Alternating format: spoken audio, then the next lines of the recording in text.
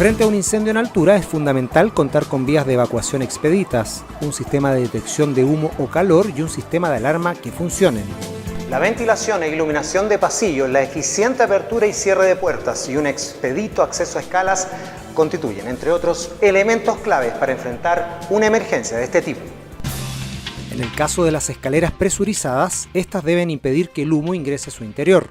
Para ello, utilizan sistemas mecánicos que mediante ductos y aberturas en su interior inyectan una masa de aire haciendo que el flujo se dirija hacia adentro del edificio, aislando del humo este espacio.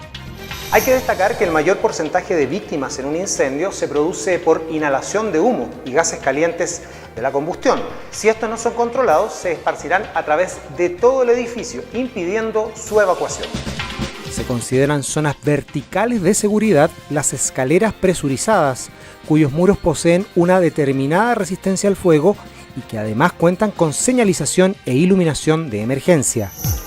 Las escaleras abiertas con aberturas en alguno de sus costados no pueden considerarse zonas verticales de seguridad, pues a estas pueden ingresar humos y gases generados por un incendio. Por tanto, se las considera como una vía de circulación complementaria que puede servir también para evacuar en otro tipo de emergencias. Si su edificio no cuenta con una escalera presurizada, pues es anterior a mayo de 2009, fecha en que se adecuó esta normativa, el plan de emergencia debe contemplar esta particularidad y proponer un protocolo de acción ante incendios. Es importante hacer presente que los sistemas de presurización deben ser adecuados al diseño del edificio, a su altura y a la cantidad de personas que lo evacuarán, de forma tal que no pierda su efectividad cuando una o más puertas permanezcan abiertas durante la evacuación. Esta situación debe ser prevista por el profesional que proyecta este sistema.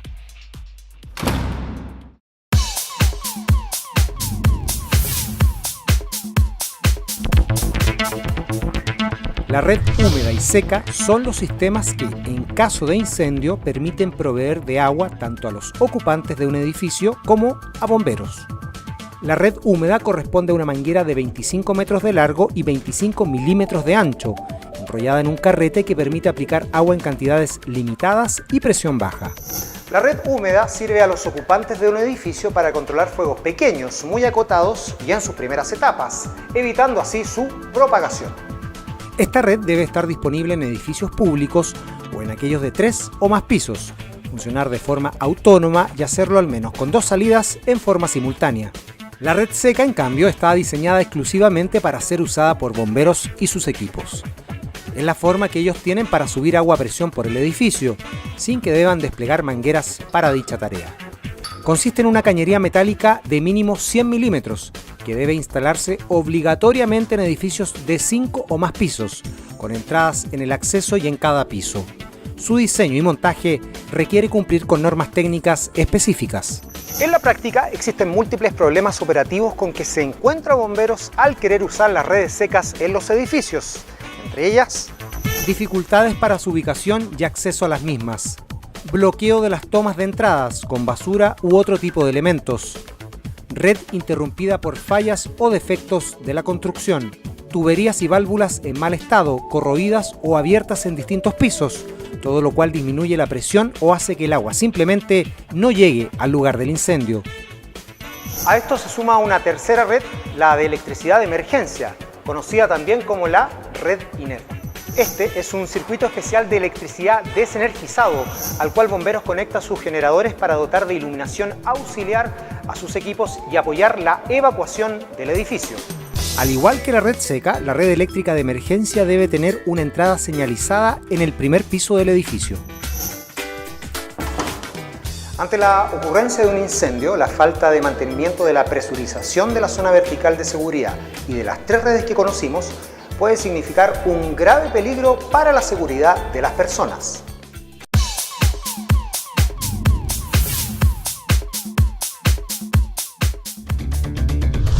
Todo proyecto constructivo, en particular los edificios de altura, deben contar con un adecuado sistema de protección contra incendios, los cuales se agrupan en variables de protección pasiva y de protección activa. La protección pasiva corresponde al uso de materiales de construcción, desde las estructuras del edificio hasta sus terminaciones. ¿Son estos materiales resistentes al fuego? ¿Evitan un colapso estructural? restringen su avance? El objetivo de la protección pasiva es que durante un incendio y por un determinado tiempo se puedan proteger áreas de un edificio de los efectos del fuego, retardando su acción y permitiendo en esa forma la evacuación de sus ocupantes antes de un eventual colapso de la estructura, dando además tiempo para la llegada y la acción de bomberos. Está vinculada con el diseño de la construcción y sus condiciones de seguridad, compartimentación y vías de escape. Se cuentan aquí las estructuras del edificio sometidas a ensayos de resistencia, la instalación de puertas contra incendios, escaleras presurizadas y el uso de materiales ignífugos o resistentes a altas temperaturas. A su vez, la protección activa contra incendios es la compuesta por un sistema de detección, alarma y/o extinción, evitando que las llamas se inicien o propaguen. Su finalidad es detectar, comunicar y/o disminuir el incendio antes que llegue a declararse totalmente. Entre estos elementos activos se cuentan detectores de humo, alarmas de incendio, extintores, aspersores de agua y mangueras en los pisos.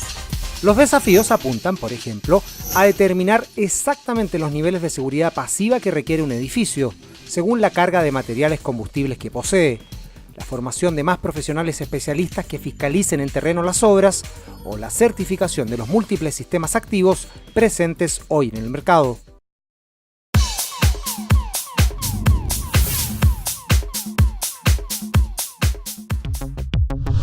En cualquier edificio puede declararse un incendio. Por ello, vivir o trabajar en uno con un eficiente sistema de seguridad contra incendios y efectivos planes de evacuación puede salvar vidas. Una negligencia o descuido por una sobrecarga eléctrica, una fuga de gas o la inflamación de elementos de decoración con una fuente de calor de alta radiación pueden desatar un incendio. En este caso, ¿qué medidas adoptar? ¿Dónde está el extintor? ¿Y tenemos preparación para su uso? ¿Cómo se activa la alarma contra incendios? ¿Cuáles son las vías de evacuación? Contar con planes de evacuación que definan previamente el accionar de los ocupantes de un edificio y su responsabilidad ante un incendio desatado es algo fundamental. Algunas medidas a considerar en forma preventiva son: en su oficina o departamento, difundir y practicar el plan y evacuación antiincendios descrito en el plan de emergencia del edificio. Verificar con expertos, una vez al año al menos, el estado de las vías de evacuación, incluyendo las escaleras que fuesen parte de estas vías, del sistema de detección de incendio, del sistema de alarmas, de las luces de emergencia, de las puertas y su sistema de apertura y cierre, y de la ventilación o presurización de estas vías de evacuación. Tener actualizado el plan de emergencia del edificio y el plan de evacuación, y detectar a las personas del edificio que tendrían dificultad de desplazamiento durante una emergencia, es decir, contar con un protocolo o procedimiento para su oportuna evacuación en forma segura u otra medida especial ante emergencias. Saber dónde están y cómo manejar los extintores. Junto con lo anterior, al comprar una oficina o un departamento es recomendable siempre preguntar por los sistemas de seguridad contra incendio con que cuenta el edificio.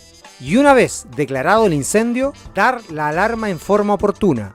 Usar la red húmeda solo si el fuego es pequeño o muy acotado y se encuentra preparado para enfrentar esta tarea.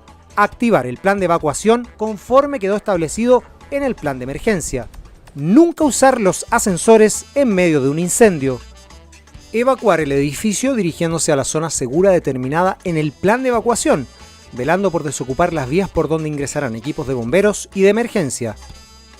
Durante la evacuación, velar por la salida oportuna y segura de personas con discapacidad y movilidad reducida. Debemos recordar que frente al incendio de un edificio, las medidas más efectivas de control y seguridad son aquellas analizadas y establecidas con mucha antelación, en forma preventiva y resguardando a las personas.